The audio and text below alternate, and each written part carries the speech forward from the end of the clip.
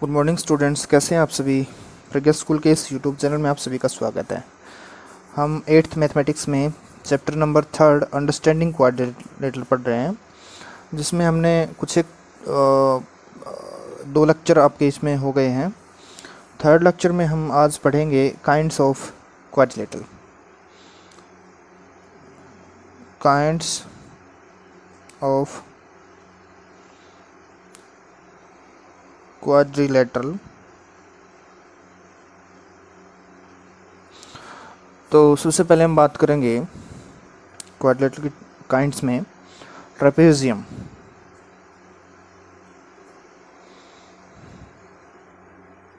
Trapezium देखिए, trapezium कैसे होता है। एक quadrilateral in which two pair of two sides opposite sides, जैसे suppose ABCD is a quadrilateral in which AB is parallel to CD. AB is parallel to CD and AD and BC are not parallel. Only one pair of sides is parallel, is known as trapezium. ठीक है, only one opposite one opposite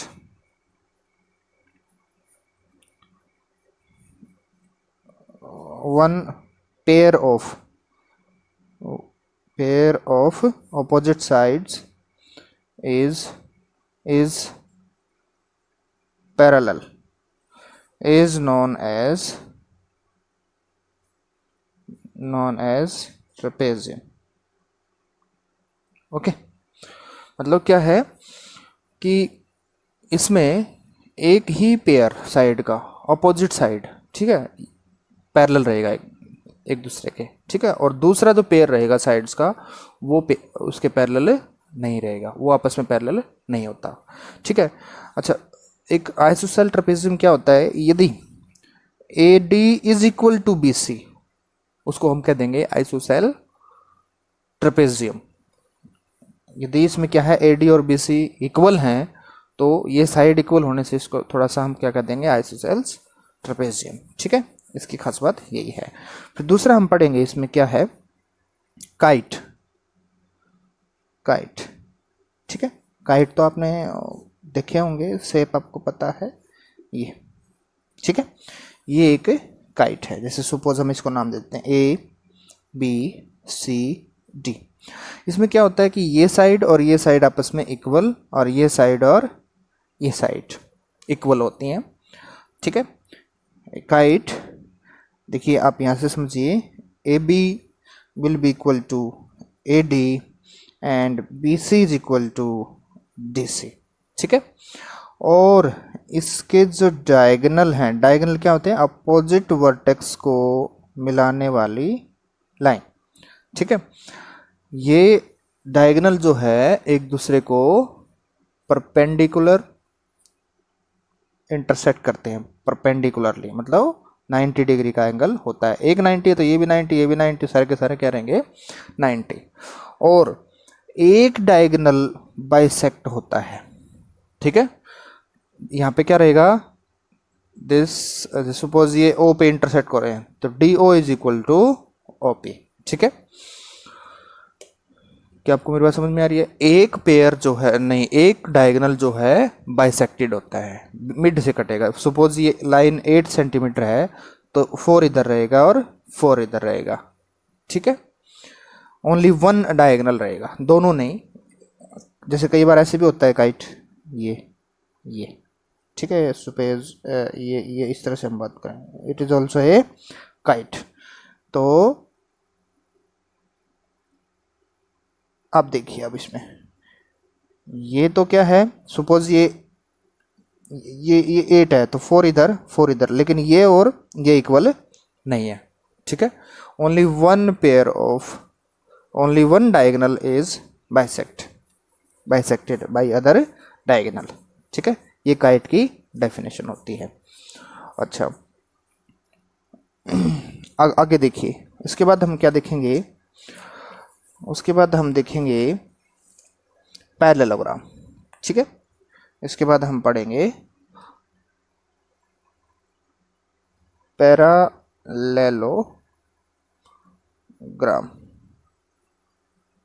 ठीक है, parallelogram. Parallelogram की क्या रहेगी, ये suppose एक ABCD एक क्वाड्रिलेटरल है, A B AB C D। Parallelogram में क्या होता है कि opposite sides are parallel as well as equal. क्या कहेंगे, opposite sides are parallel to each other and equal also। ठीक है, ये साइड इसके equal as well as parallel, ये साइड इसके इक्वल एंड पैरेलल ऑल्सो। इसमें क्या रहते हैं, पहले हम बात करें डायगोनल की। ठीक है, पैरेललोग्राम के डायगोनल इक्वल नहीं होते। Diagonals of a parallelogram are not equal और 90 पे इंटरसेक्ट भी नहीं करते।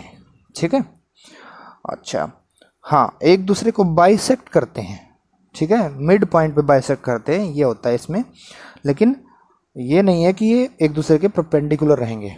ठीक है, दूसरा, इसके जो अपोजिट एंगल्स हैं, opposite angles are equal. Means हम कहेंगे कि angle A is equal to angle C and angle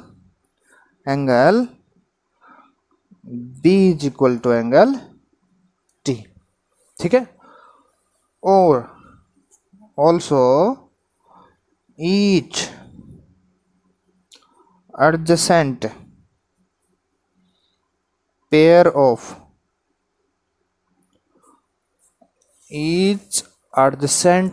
of angles are supplementary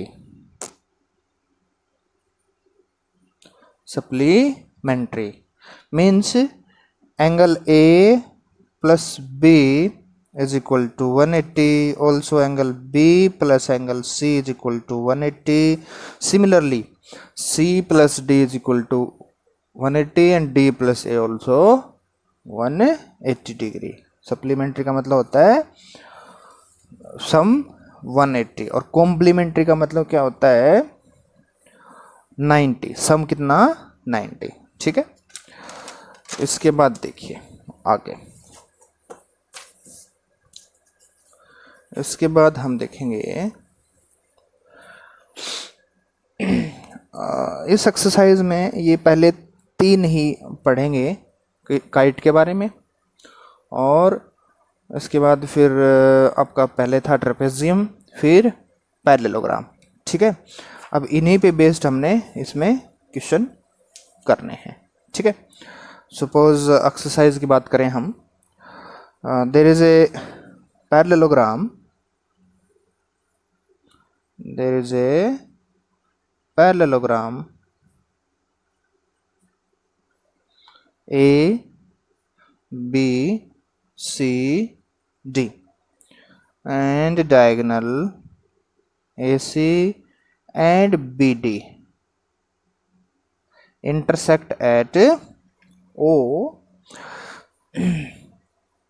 then question पूछा गया हमसे, question number first, AD is equal to, second question हमसे पूछा गया है angle DCB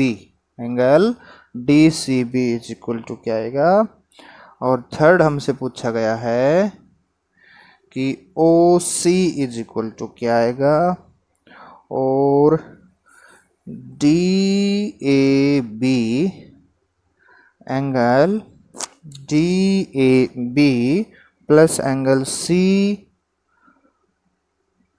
D A B plus C D ए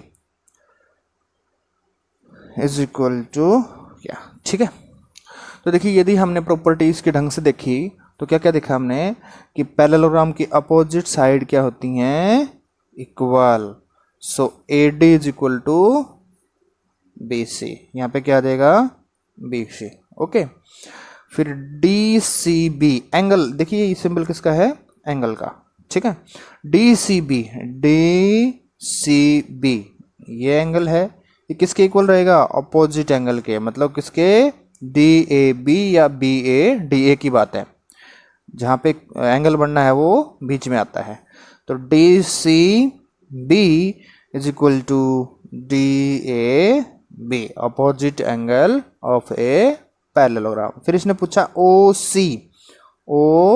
सी, अब हमने बताया ना कि पैरेललोग्राम के डायगोनल एक दूसरे को बाइसेक्ट करते हैं, मतलब मिड पॉइंट पे काटते हैं। सपोज ये 6 सेंटीमीटर है तो 3 इधर बचेगा और 3 इधर, और ये मान लो 8 है, ये सॉरी ये लंबा है, ये 4 है तो 2 इधर और 2 इधर। ठीक है, इसका ये मतलब है बाइसेक्ट करने का मतलब। ठीक है, तो O C is equal to O A, फिर D A B C D A, देखो D A B plus C D A, मतलब ये एंगल प्लस ये एंगल पूछा गया है। तो हमने बताया ना कि each adjacent angle is always supplementary. तो इसका सम और इसका सम कितना होना है, 180, that is equal to 180 degree. क्या आपको समझ में आ रहा है? देखिए इसी पे बेस्ड एक आध क्वेश्चन और देख लें आप। सेकंड जो है, देखिए एक फिगर दे रखी है यहाँ पे, ऑब्वियसली आपको क्या दिख रहा है, ये एक पैरेललोग्राम।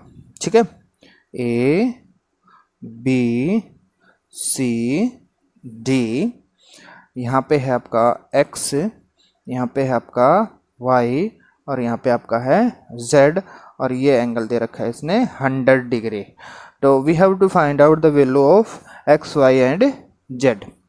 देखिए आप सबसे पहले आपकी मर्जी, देखिए ये दोनों क्या हैं, एडजेसेंट एंगल, तो इनका सम कितना होना है 180, तो ये 100, तो ये ऑटोमेटिक कितना हो जाएगा 80 डिग्री। दूसरे तरीके से क्या, ये 100 तो ये भी क्या होना है 100, अपोजिट एंगल भी तो इक्वल होते हैं ना। लिखेंगे angle B is equal to angle D, opposite angle of a parallelogram always equal, so y is equal to 100। ठीक है, अपोजिट एंगल। फिर देखिए we also know that कि B plus angle C is equal to 180। इसका reason क्या देंगे, इसका reason देंगे adjacent angle are supplementary. So x plus 100 is equal to 180 degree. This implies, यहाँ से x की वैल्यू कितनी आ जाएगी 80 डिग्री। अब देखिए ये कितना आ गया आपका 100, ये कितना आ गया 80। अब ये 80 है तो इसको भी 80 होना ही पड़ेगा, अपोजिट एंगल है ना, तो ये भी क्या आ जाएगा आपका 80। तो आपने देखा कि x is equal to 80 degree, y is equal to 100 degree and z is equal to again 80 degree. ठीक है, इसी तरह से एक क्वेश्चन और देख लें आप। देखिए सपोज ये इस तरह से है,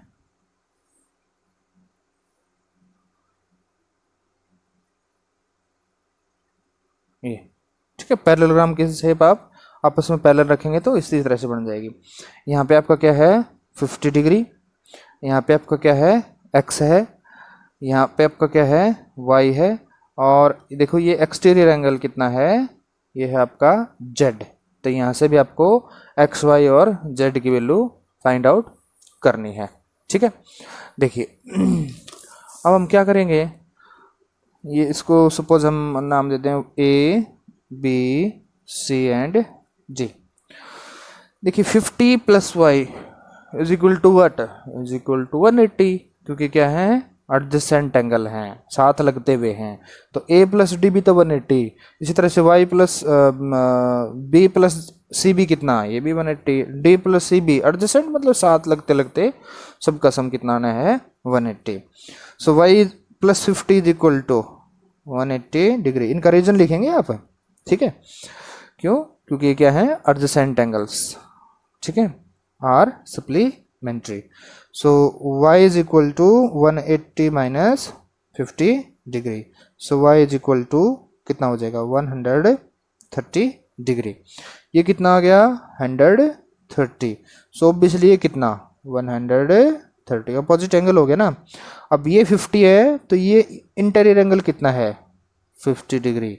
अब z तो क्या है एक्सटीरियर एंगल है, तो एक्सटीरियर एंगल क्या हो गया, एक्सटीरियर एंगल z कितना हो जाएगा आपका 180, क्योंकि ये आपस में क्या है ये लीनियर पेयर बना रहे हैं ना। ये 50 है तो ये कितना होएगा ये 130, z कितना हो जाएगा आपका 130, क्योंकि हमें पता है ना कि 50 plus z is equal to 180। So 50 इधर आके 180 में से माइनस होके आपका कितना आ जाएगा 130 डिग्री। तो आज के लिए इतना ही। आपको इसमें जो भी 2 4 5 क्वेश्चन और मिलेंगे जो आपको खुद से करने हैं प्रैक्टिस के लिए, ठीक है, और अपने फेयर कॉपी में करते रहें। Thank you, have a nice day.